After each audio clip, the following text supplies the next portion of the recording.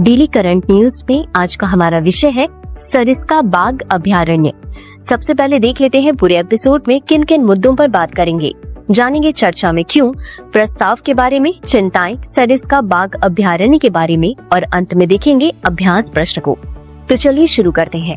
हालिया खबरों के अनुसार सरिस्का बाघ अभयारण्य की महत्वपूर्ण बाघ आवास या क्रिटिकल टाइगर हैबिटेट और बफर क्षेत्र की सीमाओं का पुनः निर्धारण किया जाएगा। राष्ट्रीय वन्यजीव बोर्ड की स्थायी समिति ने 26 जून 2025 को इस प्रस्ताव को मंजूरी दी, जो राजस्थान राज्य वन्यजीव बोर्ड द्वारा केंद्र को भेजे गए प्रस्ताव के बाद आया है। यह निर्णय सुप्रीम कोर्ट की निगरानी में हुआ है, जो सरिस्का अभयारण्य से जुड़े कई मुद्दों का स्वतः संज्ञान लेकर जांच कर रहा है। अब जान लेते हैं प्रस्ताव के बारे में। प्रस्ताव के अनुसार सरिस्का के कोर क्षेत्र को 881.11 वर्ग किलोमीटर से बढ़ाकर 924.49 वर्ग किलोमीटर किया जाएगा, जबकि बफर क्षेत्र को 245.72 वर्ग किलोमीटर से घटाकर 203.2 वर्ग किलोमीटर किया जाएगा। राजस्थान सरकार ने कुछ पहाड़ी और परिधीय क्षेत्रों को सीटीएच से बाहर रखने और बफर जोन के कुछ क्षेत्रों को सीटीएच में शामिल करने का प्रस्ताव दिया था। यदि यह प्रस्ताव पूरी तरह लागू होता है तो 50 से अधिक संगमरमर और डोलोमाइट खदानों को फिर से चालू करने का रास्ता साफ हो सकता है, जिन्हें पहले सीटीएच के 1 किलोमीटर दायरे में होने के कारण बंद कर दिया गया था।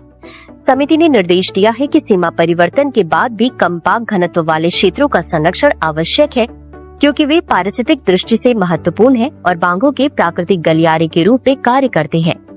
चिंताएं। पर्यावरणविदों, वन्यजीव विशेषज्ञों ने इस प्रस्ताव का विरोध किया है। उनका कहना है कि इससे बाघों की आवास का विखंडन होगा, गलियारे टूटेंगे और मानवीय हस्तक्षेप बढ़ेगा। खनन के लिए सीमाएं बदलने से बाघों की आवाजाही बाधित होगी, जिससे उनकी वंश वृद्धि और दीर्घकालिक अस्तित्व पर नकारात्मक प्रभाव पड़ सकता है। सुप्रीम कोर्ट ने भी खनन गतिविधियों के कारण उत्पन्न पर्यावरणीय और कानूनी चुनौतियों पर चिंता जताई थी। अब जान लेते हैं सरिस्का बाघ अभयारण्य के बारे में। यह बाघ अभयारण्य अरावली पहाड़ियों में स्थित है और राजस्थान के अलवर जिले का एक हिस्सा है। इसे 1955 में वन्यजीव अभयारण्य घोषित किया गया था तथा 1978 में बाघ अभयारण्य, जिससे यह भारत के प्रोजेक्ट टाइगर का हिस्सा बन गया। इसमें खंडहर, मंदिर, किले, मंडप और एक महल शामिल है। कंकरवाड़ी किला इस अभयारण्य के मध्य में स्थित है। इसमें पांडवों से संबंधित पांडुपोल में भगवान हनुमान का प्रसिद्ध मंदिर भी है। इसकी विशेषता है चट्टानी परिदृश्य, शुष्क झाड़ीदार कांटेदार जंगल, घास के मैदान, चट्टाने और अर्ध पर्णपाती वन। इसमें ढोक, सालर, कटाया, गोल, बेर, बरगद, गुगल, बांस, कैर आदि पेड़ों का प्रभुत्व है।